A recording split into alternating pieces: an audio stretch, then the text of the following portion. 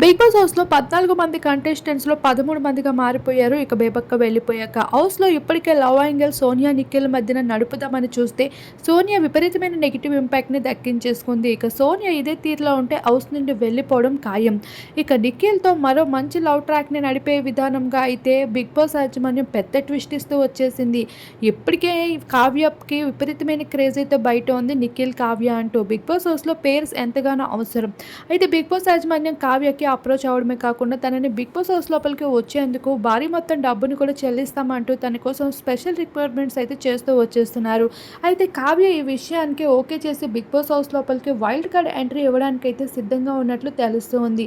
కావ్య నిఖిల్ మధ్యన బ్రేకప్ అయితే అయిందని వార్తలు చాలా వస్తున్నాయి. కానీ నిఖిల్ మాత్రం ఈ విషయాన్ని వెల్లడించుకుంటే ఎమోషనల్ అవుతూ స్టేజ్ పైన తన సింగిల్ అనే విషయం రివీల్ చేసుకుంటూ వచ్చారు. కావ్య వస్తే మాత్రం సోనియా ఆటకి చెక్ పెట్టినట్లనే చెప్పుకోవచ్చు. మరి మీకేమనిపిస్తుంది? తప్పకుండా కామెంట్ చేయండి.